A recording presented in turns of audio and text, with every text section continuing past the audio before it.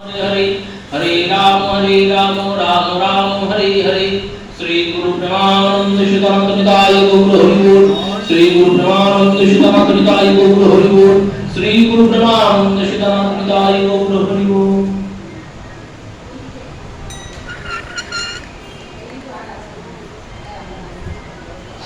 नारायणं नमस्कृत्य नरं चैव नरोत्तमं देवीं सरस्वतीं व्यासं ततो जयो मुदीरये।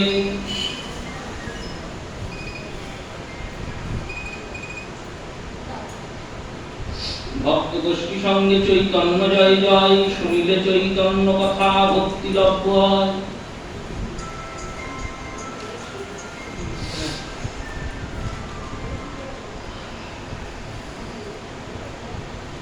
সংকেত কুঞ্জ নিলয়ে মৃদু কলল্বোবেন করিত্যে কদাপি নবসঙ্গ ভয় ত্রপ্যাঢ্যম অত্রাগ্রে ঘৃণ করবারি রুয়ে গৃহীত্বা নেস্ব বিটেন্দ্র শয়নে বৃষভানুপুত্রীম। কলিপাবন অবতার রাধা কৃষ্ণ মিলিত তনু শ্রী শ্রী শ্রীমন মহাপ্রভুর কৃপাধন্য গণ্য প্রবোধানন্দ সরস্বতী শ্রীপাদ বিরচিত শ্রী শ্রী রাধা রসসুধা নিধি নামক যে দিব্য গ্রন্থের রসাস্বাদন আমরা যুগল অনুকম্পায় করে চলেছি তার সূচনা করছি। শ্লোকে শ্রীপাদ বলছেন, আমি নব সঙ্গ জনিত ভয় লজ্জা কুলিতা শ্রীরাধাকে অতি আগ্রহ সহকারে তাহার করকমলে ধারণ করিয়া সঙ্গে কুঞ্জে কোমল নবপল্লব বিরচিত বিটে চন্দ্রের বিহার সজ্জায় কবে লইয়া যাইব। মাধুর্যের পরাকাষ্ঠার সর্বোত্তম গ্রন্থ এটি। নিজেকে গ্রন্থাকার মঞ্জুরি স্বরূপের চিন্তন করছেন। রাসরস পরিক্রান্তা শ্রীমতী রাধিকা সখীদের সঙ্গে সুসাজে সুসজ্জিত হচ্ছেন। সখীরা সাজাচ্ছেন। কেন সাজাচ্ছেন? শ্রীমতী রাধারানী কৃষ্ণ সঙ্গ করবেন। কৃষ্ণ সঙ্গ করবেন তিনি, সখীরা সাজাবেন কেন? দেখুন, ভগবান কৃষ্ণচন্দ্র সর্বোত্তম নায়ক তো, এই সর্বোত্তম নায়ক গোবিন্দ তিনি মাধুর্যের রস নিজে আস্বাদন করবেন বলে নায়িকা স্বরূপে রাধারানী রূপে অবতীর্ণ হয়েছেন। এই রাধারানী যারা সখী, দাসী, মঞ্জুরি, কিঙ্করী, তারা চিন্তন করেনি গোবিন্দের সেবা করার জন্য তো সবাই লালায়িত, কিন্তু কর্ম থেকে কর্মের উদ্দেশ্য সাধনটা আরো বড়। কৃষ্ণের সেবা করার উদ্দেশ্যটা কি? কৃষ্ণের সেবা করে আমরা পাবো কি? নিষ্কাম ভক্ত আর কাম্য ভক্তের মধ্যে বর্ণনায় রূপ গোস্বামীপাদ বললেন, যারা কাম্য ভক্ত তারা চিন্তন করেন কৃষ্ণের সেবা করে আমরা কৃষ্ণের কৃপা পাব, আর নিষ্কাম ভক্ত যারা তারা চিন্তা করে কৃষ্ণকে সুখী করব। এই চিন্তাটা সর্বশ্রেষ্ঠ, কারণ কৃপাটা তো তখনই করবেন যখন তিনি সুখী হবেন। যদি সুখী না হন তাহলে কি কৃপা করবেন? সুখী হলে অবশ্যই কৃপা করবে। কৃষ্ণকে সুখী করার জন্য ভক্তরা সদা তৎপর, কিন্তু কৃষ্ণকে সুখী কি করা সম্ভব? সমুদ্রের পিপাসা কি নিবারণ করা সম্ভব? যিনি জগৎকে সুখ প্রদান করেন, আনন্দ প্রদান করেন, যার একটা ঝলকের বিন্দুর এক কণ রূপদৃশ্য জগৎকে আনন্দে বিভরিত করে রাখতে পারে, সেই ভগবান কৃষ্ণচন্দ্রকে আনন্দ দান করতে কেউ পারবে? কেউ পারবে না। তাই তারা কৃষ্ণের সেবার চেষ্টা তো করছেন, কিন্তু সেবার দ্বারা সুখ দিতে পারবেন না। কিন্তু ব্রজগোপীরা চতুর, কারণ তারা তো সামান্য কেউ নন, স্বয়ং বেদের ঋচারা গোপী হয়েছে। ঋচা মানে মন্ত্র, অর্থাৎ বেদ গোপীরূপ ধারণ করে এসেছেন গোপীনাথের সেবা করতে। বেদের থেকে জ্ঞান কি কারুর বেশি আছে? জগতের সব থেকে জ্ঞানের সর্বশ্রেষ্ঠ গ্রন্থ হচ্ছে বেদ। তারা দেখলেন আমরা মন্ত্র বলে কৃষ্ণকে সুখী করতে পারলাম না, তাহলে কি করে সুখী করা যাবে? আমরা যদি গোপী হয়ে যাই, গোপী হয়ে গিয়ে গোপীনাথের সেবা করি, তাহলে আমরা সুখী করতে পারব। তারা গোপী হলেন, গোপী হয়ে কৃষ্ণের চিন্তন করেন দিবারাত্র, মনে মনে ভাবছেন কৃষ্ণকে পাবো কি করে। ঋষিদের কাছে, মুনিদের কাছে, সাধুদের কাছে গিয়ে বলছেন, বাবা বলুন কৃষ্ণকে কি করে পাবো? সাধুরা বলছেন, কৃষ্ণকে তো পাওয়া অতি সহজ, তুমি তার হলেই তো তিনি তার হলেন। না, সেভাবে পাওয়া না। কেমন ভাবে পেতে চাও? দাসী হয়ে। তুমি দাসী হলে তিনি প্রভু হলেন? বললেন না।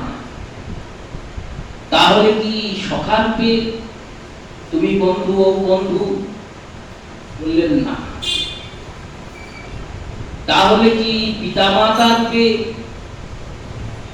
এমনিতেই তো ভগবান বলেছেন যে যথামাং প্রপদ্বন্তে স্তাং তথৈব ভজেমা।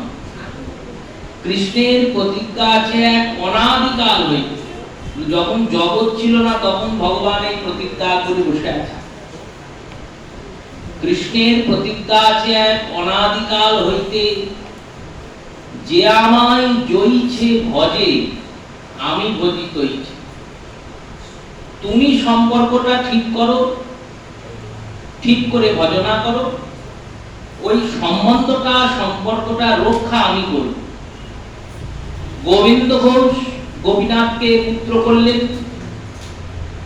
গোবিন্দ ঘোষ দেহ রাখলেন, অপ্রকট হয়ে চলে গেলেন। পুত্র গোপীনাথ এখনো পিতার শ্রাদ্ধ করে যাচ্ছে, তাহলে আমি সম্পর্ক রেখে দেব। সেই রূপে কেমন করে গোবিন্দকে চাও? গোপীরা বললেন, কান্ত রূপে।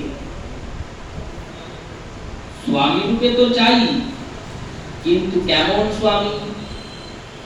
প্রেমী, রসনায়ক, যিনি আমাদের মনোরঞ্জন করবেন, যিনি আমাদের জন্য বংশীবাদন করবেন, যিনি আমাদের সঙ্গে যমুনার তটে হাতে হাত ধরে নৃত্য করবেন, এই রকম রূপে চাই। নারদের কাছে যাও। নারদ বললেন, শোনো, ব্রজভূমিতে মা কাত্যায়নী আছেন, ওনার ব্রত করো, 1 মাস ধরে ব্রত করো। আর মা কাত্যায়নী যোগ মায়া, ভগবান নের মায়ার একটি, এই যোগমায়া স্বরূপে মা যদি তোমাদেরকে বর দেয়, তাহলে তোমরা কৃষ্ণকে প্রতিরূপে পাবে। গোপীরা ব্রত করলেন, ভাগবত তার প্রমাণ। কাত্যায়নী মাকে চাইলেন, কাত্যায়নী মহামায়ে মহাযোগিনী ধীশ্বরী নন্দগোপ সুতম কৃষ্ণং পতিম পুরতে নম। নন্দগোপের পুত্র কৃষ্ণকে আমাদের পতি করে দাও। ভগবান স্বয়ং ব্রতফল দান করার জন্য গেলেন, পরীক্ষা নিলেন, ব্রতের ফল দান করে এলেন, বললেন আগমনী রজনীতে তোমাদের ইচ্ছা মতো আমি তোমাদের কাছে যাব, তোমরা আমাকে প্রতিরূপে চেয়েছো, প্রতিরূপেই যাবে। মহারাজ হলো 1 বছর পর। এই 1 বছর পর যখন মহারাজ হলো, গোপীদের ডাকলেন, গোপীরা পরীক্ষায় উত্তীর্ণ হলেন। এবার গোপীদের সঙ্গে কান্ত রূপে চেয়েছেন, যেমন চেয়েছেন ভগবান তেমনই করেছেন, কারণ ভগবান যা বলেন তাই করেন। যে আমায় জয়িছে ভজে আমি ভজি কইছে। নন্দ বাবা ছেলেকে চেয়েছে, গোপাল ছেলে হয়ে গিয়েছে। নন্দ বাবা বলছে যাও আমার খড়ম নিয়ে এসো, গোপাল যাচ্ছে খড়ম আনতে। মা যশোদাকে বলছে দেখো খড়ম যদি চিনে নিয়ে আসতে পারে তাহলে বুঝবো আমার ছেলের বুদ্ধি আছে, কারণ জুতোকে যে খড়ম বলে সেটা তোকে জানতে হবে, সবাই তো জুতোই বলি। গোপাল নিয়েছে, খড়ম নিয়েছে, খড়ম নিয়ে ভাবছে আমার ভক্তের চরণের পাদুকা, ভক্ত তো আমার পাদুকা মাথায় করে রাখে, আমি তো ভক্তের পদধূলি পাই না, সুযোগ পেয়েছি যখন ছাড়বো কেন। গোবিন্দ খড়ম দুটো মাথায় করে নন্দ বাবার কাছে আসে। নন্দ বাবা কি জানেন না যে ইনি স্বয়ং ভগবান? জানেন। মনে যদি খারাপ লাগে তাও কিছু করার নেই, কারণ ভগবান বলেছেন যে আমায় জয়িছে বজে আমি ভজি কইছে। তুমি ছেলে সাজিয়ে তাহলে ছেলের জায়গায় তাই করবে। সচিমাকে উৎপীড়ন করছেন মহাপ্রভু, সচিমা উৎপীড়িতা হচ্ছেন, গৌরসুন্দর চঞ্চলতা করছেন, উৎপীড়ন করছেন। কেন? বাৎসল্য রসের যে বৈচিত্র্যতা, সেই বৈচিত্র্যতাগুলো তো নিতেই হবে। গোলাপ তুলতে গেলে গোলাপের কাঁটাটাও তো গায়ে লাগবে। বাৎসল্যে যেমন মায়ের স্নেহটা মা করবেন ভগবানকে, ভগবান তেমন চঞ্চলতা দান করে সেই স্নেহের মধ্যে ক্রোধের সৃষ্টিও করাবে। সেই রূপে কান্তভাবে গোপীরা চেয়েছেন, গোপীদের কাছে ভগবান কান্তভাবে এসেছেন। কোন গোপী বলছে কেশব আমার জল পিপাসা পেয়েছে, ভগবান বলছেন জল পিপাসা পেয়েছে, এক্ষুনি ব্যবস্থা করছে। ছুটে চললেন যমুনায়, আর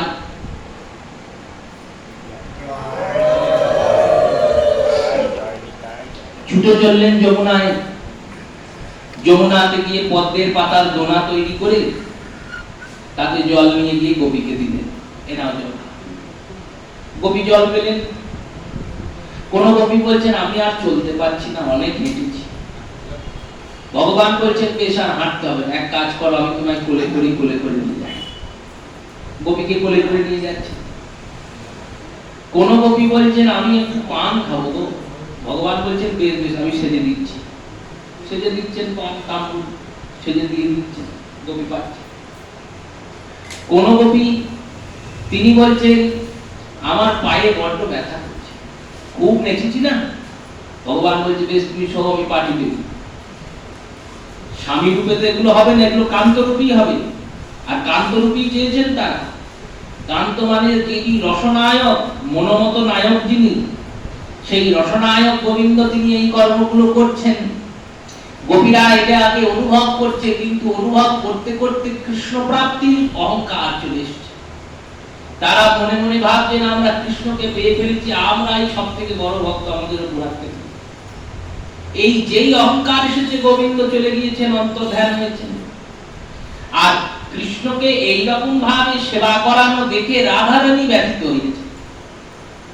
রাধারানী এই দর্শন করে আগেই রাস থেকে প্রস্থান করেছে। রাধারানী যখন প্রস্থান করেছেন, রাধারানীর পেছনে পেছনে গোবিন্দ প্রস্থান করেছে। কবিরা খুঁজেছেন অনেক বড় প্রকরণ, খুঁজতে খুঁজতে তুলসী দেবীর চরণে গিয়ে পড়েছেন। কচ্চিত তুলসী কল্যাণ গোবিন্দ চরণ প্রিয়ে, হে গোবিন্দের চরণ প্রিয়া তুলসী তুমি বলতে পারো গোবিন্দ কোথায়? তুলসী দেবী একটু মরেছেন। গোপীরা দেখেছে যেদিকে তুলসী নড়ল সেদিকে গোবিন্দ নেই, কিন্তু পথে গোবিন্দের পদচিহ্ন আছে। কারণ ওই যে তুলসীকে বলেছে চরণ প্রিয়ে, তুমি চরণের সঙ্গে লোটপট হয়ে পড়ে থাকো, তাহলে তুমি চরণের সঙ্গে থাকলে চরণটা কোথায় সেটা দেখিয়ে দিলেও হবে, আমরা চিনে চলে যাব। কৃষ্ণ চরণের পাশে পাশে আর একটা চরণ দেখতে পেয়েছেন, জিজ্ঞাসা করেছেন ইনি কে? সখীদের মধ্যে কিছু সখী ছিলেন ললিতা, বিশাখা, চম্পা, চম্পকলতিকা, দুর্গবিদ্যা, ইন্দুরেখা, সুদেবী, রঙ্গদেবী, মধুমতি আদি যারা নিত্য সিদ্ধা সখী, যারা রাধারানীর কিঙ্করী। এই রাধা কিঙ্করী সখীরা বলেছেন ইনি শ্রীমতী রাধারানী, এনার চরণেটা। সখীদের গোপীদের যে অহংকার অভিমান ছিল সব চূর্ণ বিচূর্ণ হয়ে গেছে। কি করে চূর্ণ বিচূর্ণ হলো? তারা ভাবছে কৃষ্ণ আমরা পাইনি, আমরা ভাবছিলাম পেয়েছি। কি করে পেলাম? যদি আমরা পেতাম তাহলে যেমন সুখে আমাদের অবস্থা এক ছিল, যখন কৃষ্ণকে পেয়েছিলাম সবাই পেয়েছিলাম, তেমন দুঃখের অবস্থাটা একই থাকতো, হারালে সবাই হারাতাম। কিন্তু এখানে তো সবাই হারায়নি, রাধারানীকে নিয়ে গোবিন্দ চলে গেছেন, তাহলে কৃষ্ণ রাধারানী, কৃষ্ণ আর কারণ নয়, কৃষ্ণ রাধারানী। তাহলে কৃষ্ণকে সুখ দিতে গেলে কৃষ্ণের সেবা করে সুখ দেওয়া যাবে না, সুখী হতেও পারেন না হতেও পারেন। কিন্তু আমরা যদি রাধারানীকে সেবা করি আর সেবা করে রাধারানীকে কৃষ্ণের সঙ্গে যোগ্য করে তুলে কৃষ্ণের সামনে নিয়ে গিয়ে বসিয়ে দিই, কৃষ্ণ যখন দেখবে আহা রাধারানী কত সুন্দর সেজেছে, যখন জিজ্ঞেস করবে হে প্রেয়সী, হে কিশোরী, আজকে তুমি এত সুন্দর সাজলে, তখন তিনি বলবেন ওই সখী আমার এরকম করে সাজিয়ে দিয়েছে, অমুক সখী আমাকে এরকম করে সিঁদুর পরিয়ে দিয়েছে, তমুক সখী আমাকে সুন্দর করে টিপ পরিয়ে দিয়েছে, বলবে তো রাধারানী। যখন বলবেন তখন গোবিন্দের কৃপাটাও আমাদের উপর বর্ষিত হবে, আর রাধার মদন দর্শন করে কৃষ্ণ অবিচল সুখ পাবে। তাই কিঙ্করী সেবাতে রাধারানীর সেবাটাই মূল। প্রবোধানন্দ বলছেন গোবিন্দের সঙ্গ করার জন্য আমি রাধারানীকে সুসজ্জিতা করে নিয়ে গিয়ে কৃষ্ণের সঙ্গ করাবো, কবে সেই দিন আমার আসবে?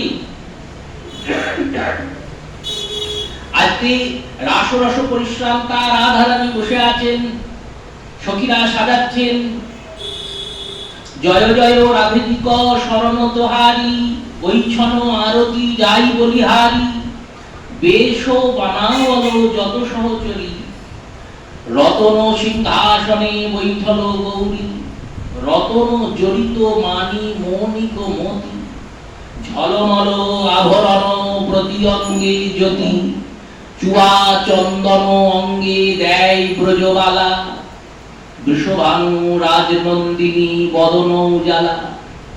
রাধারানীকে সুন্দর করে সাজাচ্ছেন সখীরা, রাধারানীকে সাজাতে সাজাতে কত কথা বলছেন, কত গল্প করছেন,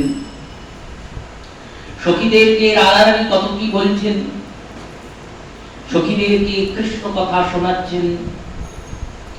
সখীরা বলছেন স্বামীকে, হে স্বামিনী, তোমার মাধব আমাদেরকে খুব উৎপীড়ন করে,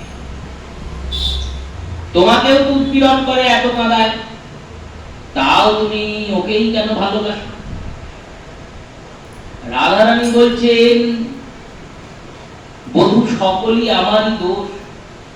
শোনো, দোষটা তার নয়, দোষটা আমার। তোমার দোষ কেন? না, না জেনে শুনে করেছি পীড়িতি, তাহাতেই ইহাই দোষ। আমি যে পীড়িতি করেছি জেনে শুনেছি দিয়ে করেছি, লোকের কাছে গিয়ে জানা দরকার ছিল যে পীড়িতি করলে কি হয় না হয়, সেসব তো জানি নাই, সেই সব না জেনেই করেছি, তাই এই অবস্থা। আবার কখনো কোনোদিন বলছেন বধূকে, বধূর উদ্দেশ্য করে রাধারানী গোবিন্দকে বলছেন তুমি তো আমার সকলই জানো, জীবনে মরণে জনমে জনমে প্রাণনাথ হইও তুমি, তোমারও চরণে আমারও পরাণে বাঁধিলাম প্রেমের ফাঁসি। তোমার চরণে আমার পরাণে বাঁধিলাম প্রেমের ফাঁসি, সর্বত্যাজিয়া এক মন হইয়া নিশ্চয় হইলাম দাসী। আমি তো তার দাসী, তিনি কৃপাবান, তিনি ভক্তবৎসল, তাই আমাকে এত স্নেহ করেন বলে এত মান দেন। আমার মধ্যে মানের কিছু না। আবার যখন তিনি কলহন্তরিতা উৎকণ্ঠিতাতে বসে আছেন, কলহন্তরিতাতে ক্রুদ্ধ হয়েছেন, তখন বলছেন যে এই গোবিন্দের প্রীতি যদি না করতাম তাহলেই মনে হয় ভালো হতো, তাহলে জীবনটা ভালো থাকতো। এ তো জীবনও নেই, মরণও নেই, এক মধ্য অবস্থায় দাঁড়িয়ে আছি, বাঁচতেও পারি না আর মরতেও পারি না। এক একটি বিনোদন সখীরা শোনেন, শৃঙ্গার করেন, চিন্তন করেন। প্রবোধানন্দও শুনছেন, চিন্তন করছেন, মনে মনে ভাবছেন স্বামীর গরিমাটা কতটা। সত্যি তো গরিমাময়ী মহিত স্বামী। বর্ষাকাল চলছে এখন, বর্ষাকালের দুরন্ত বর্ষা, কখনো বৃষ্টি পড়ছে, কখনো তো 3 দিন 4 দিন 5 দিন ধরে বৃষ্টি। গোচারণেও গোবিন্দকে বেরুতে দিচ্ছেন না মা যশোদা, বলছেন গরু চড়াতে হবে না, কোথায় যাবি বাপ, বৃষ্টিতে ভিজবি, শরীর খারাপ করবে। রাধারানীও বেরুতে পারছেন না বাড়ি থেকে, বৃষ্টিতে কি কারণে বেরোবেন? বৃষ্টির মধ্যে যদি কেউ বলে আমি বাড়ি থেকে বেরোবো, কেউ বেরোতে দেবে? যদি কেউ বলে এই বৃষ্টিতে জল আনতে যায় যমুনায়, বলে এত জল পড়ছে আকাশ থেকে, তাতেও হচ্ছে না, আবার যমুনায় জল আনতে যাবে?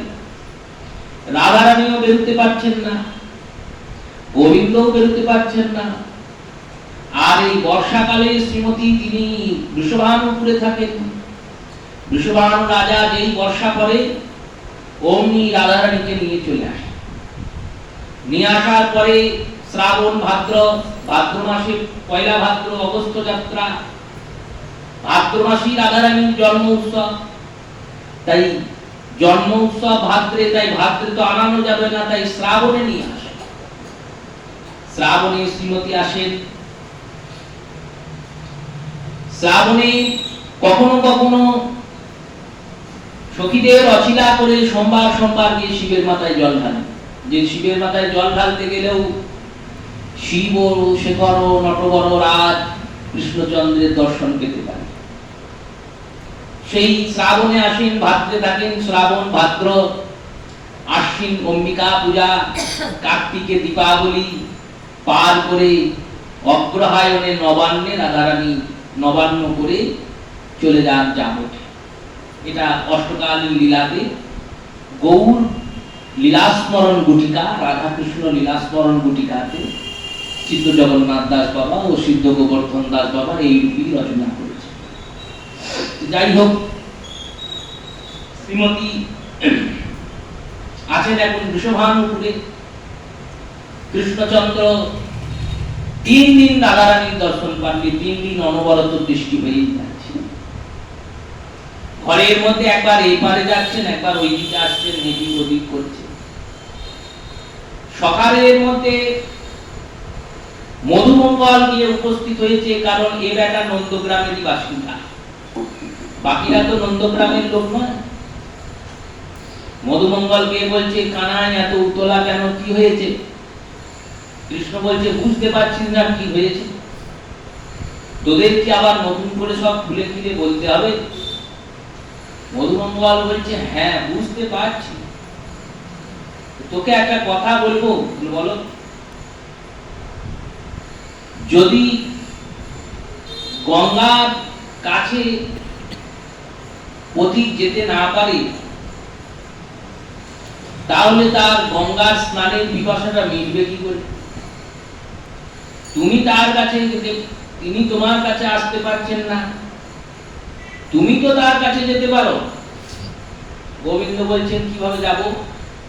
তুমি রাজার ছেলে, নন্দ রাজা, তিনি বৃষভানু রাজার মেয়ে, রাজার ছেলে হয়েই চলে যাবে।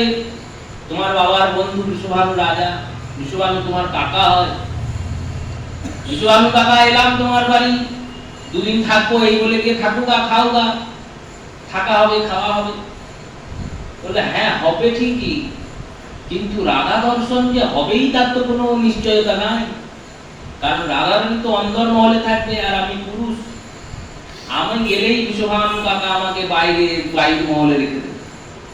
সেখানে রাধারানীকে দর্শন করতে পারবো কি পারবো না কোনো নিশ্চয়তা নাই। যদিও দর্শন করতে পারি তাহলে তো সেই অপরিচিত লোকের মতো দর্শন, কর্তব্যের মতো। তাকে একবার প্রাণ ভরে দেখতে পারবো না, তার সঙ্গে কথা বলতে পারবো না। ভগবানকে বলছেন, দেখো তুমি হলে কর্তুম অকর্তুম অন্যথা কর্তুম সর্বসমর্থবান গোবিন্দ, তোমার কি সামর্থ্যের অভাব আছে? গিরিরাজ গোবর্ধনকে তুমি তুললে, কালিয়কে দমন করলে, পুতনাকে নাশ করলে, এসব কেউ করতেই পারে না, ভাবতেও পারে না। এই সব কাজ যখন করতে পেরেছ, রাধারানীর মহলে যেতে পারবে না? কি করে যাব? সে আর বুদ্ধি তোমাকে কি দেবো? তুমি গোটা জগতে সব থেকে বড় বুদ্ধিমান, তোমাকে কি আর বুদ্ধি দেওয়া যায়? ভগবান চিন্তন করছেন, চিন্তন করতে করতে ভাবলেন বুদ্ধি পেয়েছে। পুরুষের প্রবেশ নাই, মহিলার তো প্রবেশ আছে। এই চিন্তা করে তিনি সখী সাজবেন, শ্যামা সখী। আর শ্যামা সখী সেজে সবুজ চুড়ি, লাল চুড়ি, রাধারানী চুড়ি করতে ভালোবাসেন, যত রকমের চুড়ি। দেবলোক থেকে সেই চুড়ি এনে দিয়েছেন যোগমায়া, সামান্য এই জগতের চুড়ি নয়, যে দেখবে তারই পছন্দ হবে। সেই শ্যামা সখী সেজে চুড়ি আউড়ি হয়ে বৃষভানুপুরে পৌঁছিয়ে গোবিন্দ বলছেন, চুড়ি নেবে গো, চুড়ি নেবে গো। সবাই আসছে, দেখছে চুড়ির কত দাম। তখনকার দিনে চুড়ির দাম হয়তো 1 পয়সা, আর ভগবান সে জায়গায় চুড়ির দাম বলছেন 1000 টাকা। এত টাকা? 4টে চুড়িতে একটা স্বর্ণ মুদ্রা দিতে হবে, তবে 4টে চুড়ি দেবে। কাঁচের চুড়ি 4টে দেবে, দুদিনে ভেঙে যাবে। তার জন্য একটা স্বর্ণ মুদ্রা, এত দামি চুড়ি। কি এমন আছে এই চুড়িতে? ভগবান বলছেন, এই চুড়ি যে পরবে তার সব মনস্কামনা পূর্ণ হবে। যার ছেলে নেই তার ছেলে হবে, যার স্বামী চলে গেছে ছেড়ে ফিরে চলে আসবে, যে বুড়ো হয়ে যাচ্ছে সে যুবক হয়ে যাবে। এইরকমও চুরি হয়। হ্যাঁ, এসব মন্ত্রপুত করা চুরি আমি নিয়ে এসেছি, কিন্তু নিতে গেলে দামি জিনিস, নিতে গেলে দামি জিনিসটা। এত দাম কেন? বলে এত দামি জিনিস তো যে কেউ নিতে পারবে না, কিন্তু মাহাত্ম্যটা তাড়াতাড়ি ছড়াবে। বৃষভানুপুরের প্রজাদের মধ্যে মাহাত্ম্য ছড়াচ্ছে। সখীরা বাজারে হাঁটছিলেন, সখীরা শুনেছেন যে কলহ লেগেছে, চুড়িওয়ালার সঙ্গে খুব ঝগড়া চলছে। গোয়ালিনীরা খুব ঝগড়া করছে, আর ইনিও খুব ঝগড়া করছে। গোবিন্দের সঙ্গে সখীদের সাক্ষাৎকার হয়েছে, শুনেছেন গোটা ঘটনা। সখীরা বলেছেন, তুমি যা দাম চাইছো ও দাম আমাদের রাধারানী দিতে পারেন, কিন্তু তুমি যেটা বলছো সেটা হবে তো? মনস্কামনা পূর্ণ হবে তো? বলে হ্যাঁ গো, হবেই। তোমার রাধারানী যেটা চায় সেটাই পাবে, নিয়ে চলো আমাকে। সখীরা নিয়ে গিয়েছেন, সখীরা নিয়ে যাচ্ছেন, দেখছেন, চলছেন। যেতে যেতে একটা চেনা অঙ্গবন্ধ নাকে ভেসে উঠছে, কেশর চন্দনের অঙ্গবন্ধ। এই অঙ্গবন্ধ তাদের খুব চেনা, এটা কৃষ্ণের অঙ্গবন্ধ। ভগবান কৃষ্ণ সেজেছেন তো সখী, কিন্তু গন্ধটা ঢাকবেন কি করে? তার গা থেকে যে দিব্য অঙ্গগন্ধটা বের হয় সেটা তো আর ঢাকতে পারবেন না। তাই কেশর চন্দনের সেই অঙ্গগন্ধ নাকে আসছে। সখীদের মধ্যে কানাঘুষো চলছে, হ্যাঁ রে তুইও পাচ্ছিস? বলে হ্যাঁ আমিও পাচ্ছি। তাহলে কি কেশব কাছাকাছি কোথাও আছেন? এই বর্ষা বাদলে বৃষ্টিতে কৃষ্ণ কোথায় আছে? তাহলে মনে হয় আমরা এই অঙ্গবন্ধকে প্রাপ্তি করতে করতে নাসিকাতে একটা ভ্রম হয়ে গেছে। অনেক সময় ভ্রমের সৃষ্টি হয়। কেউ প্রতিদিন হয়তো নাম ধরে ডাকে, তিনি হয়তো দুদিন নেই, তবু মনে হচ্ছে যেন তিনি ডাকছেন। কানের ভ্রম এটা। এইরকমই ভ্রম সৃষ্টি হয়। হয়তো আমরা ভ্রমে ভাবছি যে ওই গ্রন্থ পাচ্ছি, তো ভ্রম একজনের হবে, সবার একসঙ্গে হবে? বিশাখা সখী বলছেন ভ্রম একজনের হতে পারে, সবার একসঙ্গে একই ভ্রম। দেখ, কাছে পিঠে থাকলে আমাদের কাছে তো একবার আসতেই। সখী আগে আগে যাচ্ছেন, শ্যামা বলছেন, শ্যামা সখী তোরা এত কল করছিস কেন? তাড়াতাড়ি আমাকে নিয়ে চল, আমার বাড়িতে কাজ নেই, আমার তো বাড়ি ঘর আছে, যদি কিনতে হয় কেন, আর যদি কিনতে না হয় আমাকে এখান থেকেই বলো, ছেড়ে চলে যায়, ওই উঁচু পাহাড়ের উপর উঠবো, যদি বিক্রি না হয়, চুরি যদি পয়সা দিয়ে না কেন, তাহলে কিন্তু ডবল পয়সা দিতে হবে, কারণ আমাকে তুলছো ওই উপরে যাব, দিয়ে আবার নেমে আসবো বিক্রি না করে, ওই লোকসান আমি সহ্য করতে পারবো না। সখী বলছেন, তুমি এরকম কর্কশ ভাষী কেন, এত ঝগড়ুটে কেন তুমি? গোবিন্দ বলছেন, তোদের সঙ্গে ঝগড়া না করে থাকাই যায় না, তোরা এই ভাষাটাই বুঝিস। এই করতে করতে সখীরা আস্তে আস্তে এগিয়ে নিয়ে যাচ্ছেন গোবিন্দকে নিয়ে পৌঁছিয়েছেন। সেনা দাঁড়িয়ে আছে সামনে, দারোয়ানদের বলছে, ছেড়ে দাও, ইনি আমাদের রাধারানীর মহলে যাবেন চুরি বিস্কুট।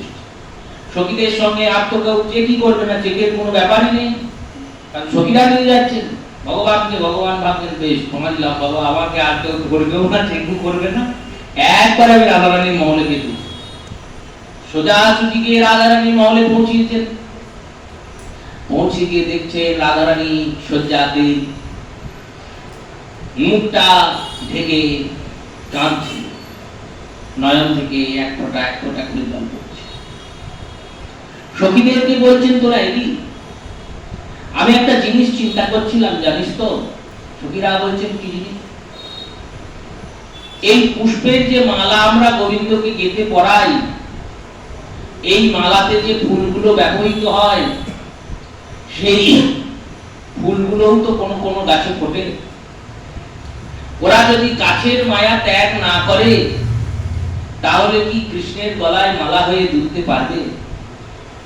গাছের মায়া ত্যাগ করে বলেই তো গাছ থেকে কেউ তুলে মালা গাঁথে, তবেই তো কৃষ্ণের গলায় যায়। আর আমরা সংসারী জীবাত্মা, আমরা সংসারের গাছের ডালে বসে আছি, আর কৃষ্ণের কাছে যেতে চাইছি, কি করে যাবো রে? যতদিন না ওই ফুলের মতো গাছের মায়া ত্যাগ করে গোবিন্দের হতে পারবো, ততদিন তো গোবিন্দকে পাবো না। তাই তো আমি গোবিন্দকে পাচ্ছি না। এই জাতি কুল মান শীল এদের ভয়েই পড়ে আছি, তো তাই আমার কৃষ্ণ পাওয়া হচ্ছে না। বলছেন আর কাঁদছে। সখীরা বলছেন, এবার পাওয়া হবে। কি করে পাওয়া হবে? এই যে সখী এসেছে, এই মহিলা, এনার নাম হচ্ছে শ্যামা সখী, ইনি চুরি নিয়ে এসেছেন, চুরি বিক্রি করছে। চুরির সঙ্গে কৃষ্ণকে পাওয়ার কি সম্পর্ক? এই চুরি সামান্য চুরি নয়, 4 গাছা চুরির দাম 1টা স্বর্ণ মুদ্রা। 4 গাছা সোনা কাঁচের চুরির দাম 1টা স্বর্ণ মুদ্রা। হ্যাঁ, 4টে কাঁচের চুরির দাম 1টা স্বর্ণ মুদ্রা।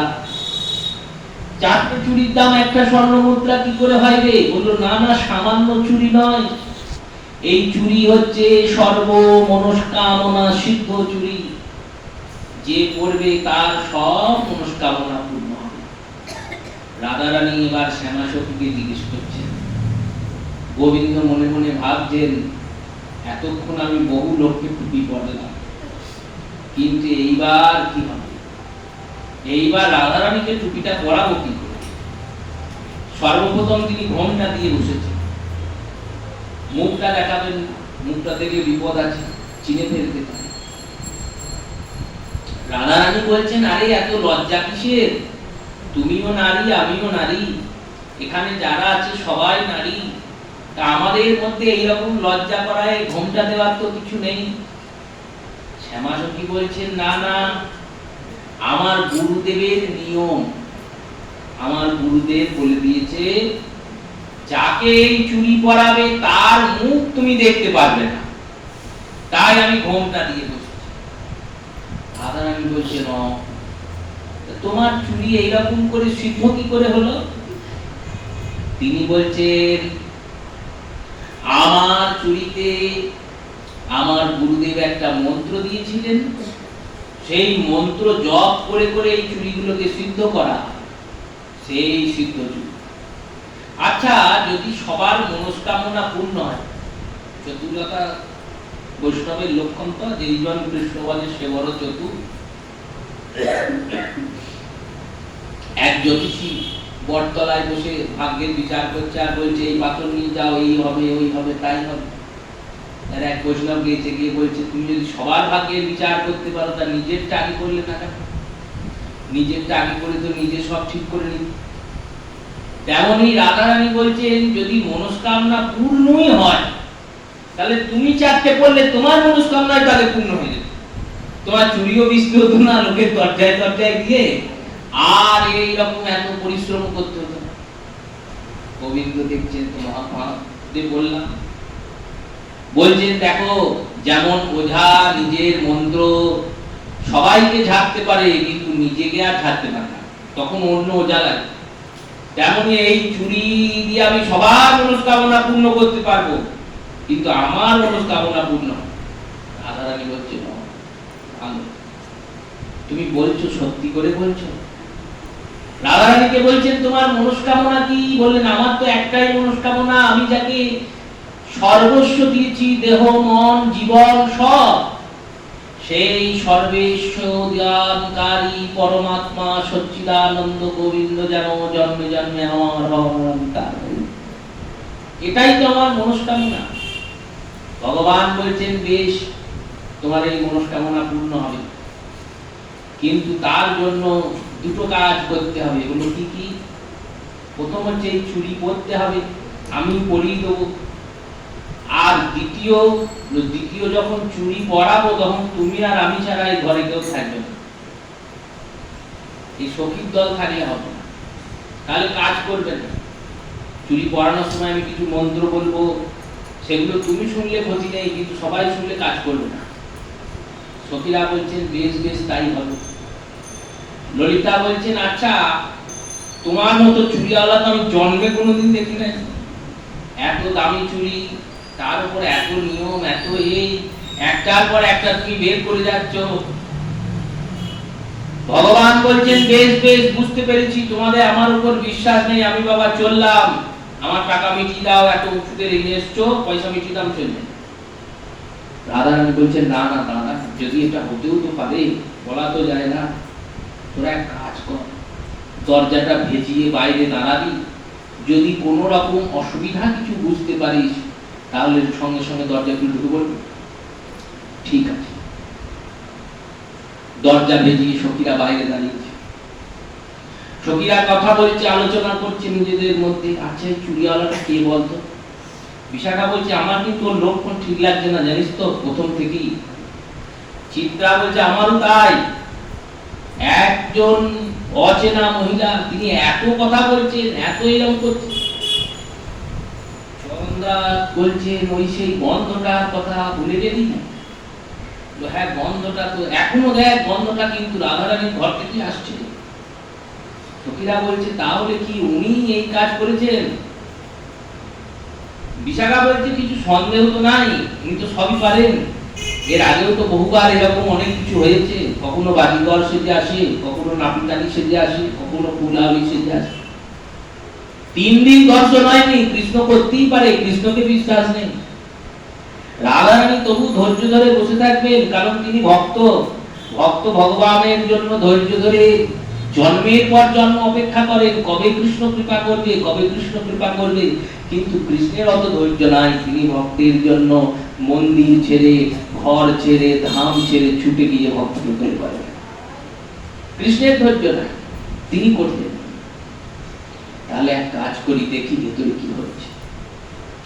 দরজাটা ফাঁক দিয়ে দেখছেন সখীরা, আর ওদিকে রাধারানী হাত বাড়িয়েছেন, বলছেন পরিয়ে দাও চুরিটা এবার। এইবার গোবিন্দ যেই হাতটা ধরেছেন রাধারানী, অমনি রাধারানীর অঙ্গের রোমগুলো দণ্ডায়মান হয়ে গেছে, নেত্র থেকে অশ্রুপাত হচ্ছে, মনটা আনন্দে ভরে গেছে।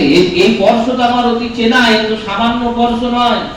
যেমন বর্ষার বারিবিন্দুতে বৃক্ষগুলো সজল সজীব সবুজ হয়ে যায়, তেমনি রাধারানীর সেই বিরহক্রান্ত শরীর আজ রসভারে পরিপূর্ণ হয়ে গেছে। তিনি বলছেন সত্যি করে বলো তুমি কে? তুমি কোন নারী নও, তুমি কোনো সখী নাও, তোমার মুখ খোলো, ঘোমটা খোলো, দেখাও তুমি কে। তিনি বলছেন দেখাচ্ছি দেখাচ্ছি, আগে চুরিটা তো করিয়ে দিই। এই বলে চুরিটা যেই পরাতে গিয়েছেন, অমনি রাধারানী ঘোমটাটা খুলেছেন, খুলে দেখছেন প্রাণবধূ গোবিন্দ, গোবিন্দের সঙ্গে মিলন হয়েছে। সেই শ্যামসুন্দর তিনি সর্বসময় রাধারানীকে চমকিত করেন। তাই সর্বসময় তিনি চিন্তা করেন যে আমি আজকে যাব, আজ কি নতুন চমকিত করবেন আমাকে। সখীরা ধরে ধরে নিয়ে যাচ্ছেন, এটাই অনুভব, এটাই স্মরণ। আজকের যে তিথি একাদশী, এই একাদশীতে কি করণীয় বললেন, একাদশীতে 3টে জিনিস করতে হয়। এক, সারা রাত্রি জেগে হরিনাম করতে হয়। 2, অনুকল্প ভোজনাদি উপবাস করতে হয়। আর 3 বলল, 3 ভগবত স্মরণ করতে হয়। এই স্মরণটা কেমন হবে বললে, এইরকম স্মরণ, ভগবানের লীলা স্মরণ চিন্তন।